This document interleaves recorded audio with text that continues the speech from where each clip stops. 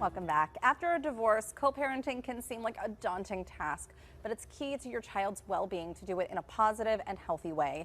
I'm joined by the founder of the Counseling and Wellness Center of Pittsburgh, Stephanie Wijkstrom, who has some important advice for parents. Thank you so much for joining us. Of course, thank you for having me. And you know, we know this impacts so many families, and doing this right can have a long-lasting impact, both positive and negative, on our kids. Absolutely, yeah. So let's start first with what you do. What is the Wellness Center? Yeah, so, well, I'm a licensed professional counselor, and we provide individual, family, and marriage counseling, as well as psychiatric services in 5 locations across the Western PA region. And can you talk about your background with co-parenting? Yeah, so I have been focused on promoting relationship wellness. I've written a book on the topic, and you know, it remains my clinical focus. Most of the time, I'm helping couples to you know, build up their relationship and prevent divorce.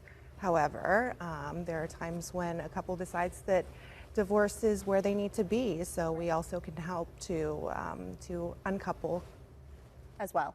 So let's talk about that initial, very hard first step, and that is talking to your kids about what is about to happen, because this can be shocking news to them. They may not know all of the turmoil that's been going on behind closed doors. Yeah. And hopefully they don't know. They don't know, right? So, we need to take into account development, right? So what developmental stage the child is at is so important in forming that plan for how you're going to break the news. So no matter what age they are, we should never, ever assign blame to any parent. You know, even if one parent is choosing to end the relationship and it's not a mutual decision, we should guard our children from that information. Right. And every messaging should include, you know, opportunities and efforts to promote attachment and security, because we're going to anticipate that children are going to be very anxious about, you know, a parent leaving the home. So we really must make every effort to encourage and promote those relationships. And part of this too is once you've gotten through the divorce proceedings, part of this is planning your child's schedule. Right. Around making sure they can be with both parents. Yes. Talk about that process. I mean, there has to be a conversation with the kids as well. Yeah, and you know, so ideally we would have lots of conversations and be very amicable and supportive and transparent in scheduling. But there are other times when that's not possible. So technology comes into play. There are some great apps that allow families to plan their schedules, to have conversations that they can even open it up to allowing their attorneys or other people to see the communication to ensure best practice.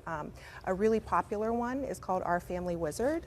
So that's something to look at. So there are resources out there to help guide you through this. Because I think it would be difficult too. I mean, divorce can be very hard on both parties. And if you're not in a comfortable place with a good relationship still standing, it can be hard to proceed in the healthiest way for your kids. Absolutely. And you know, so most of the time people are going into a divorce with some negative feelings toward the person that they're leaving or being left by, and it's so important to process those feelings with somebody outside of your family, right? Don't rely on your children to coach you through that. Get a therapist, because even friends, well-intended friends, might not always have the best advice. Right.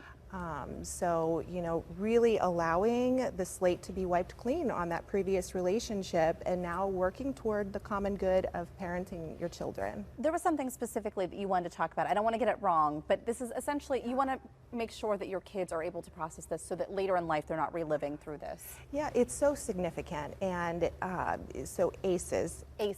Adverse childhood experiences. Okay. And, you know, I think this is really a pandemic that we aren't necessarily aware of. And what it means is something like divorce is an adverse childhood experience. And the more adverse childhood experiences that a child has, the more likely they are to have mental health disorders, to have poor academic performance, and even if they have up to 6 of them, they could die 20 years younger than people who do not. So it's huge, but within that, very scary reality is an opportunity to buffer your children against terrible outcomes, by doing this right. And you said this could really help to build some strength and resilience in your kids if you do this the right way. Absolutely, to promote attachment and connection. And I've seen some amazing examples of families who are able to co-parent and really bring in other, future partners and other family members to really create a community of people that love your child. Well, and you mentioned the adults, the parents talking to therapists, but what about the children? When do you realize that this is harder for them than you thought it was? When should they seek professional help? Absolutely. So, with very young children, they might not be very aware of their emotions. So you could notice a regression. You could notice they want to sleep in bed with, with their adult parents more. They could have tummy aches or headaches. So somatic complaints are more common with young children. But towards tweens and, younger adolescents, they probably aren't going to want to talk about their feelings, right? Right. So, but they can still understand in more abstract terms what it means that their parents are divorcing. And in a situation like this, is family therapy a good option, or do you think that it's better because, especially as they get a little older, they may be more private about their feelings and emotions, especially talking with their parents? So there are many forms of therapy that don't include talking. So we offer art therapy, play therapy. There are lots of ways to help process feelings without, necessarily having that kind of traditional therapy experience. But I think any child who is encountering divorce and, they could definitely benefit. Right.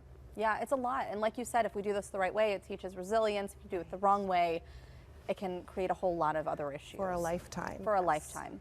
Stephanie, thank you so much for your advice and guidance. I know this is not an easy topic for a lot of families who are going through it, so thank you. Thank you.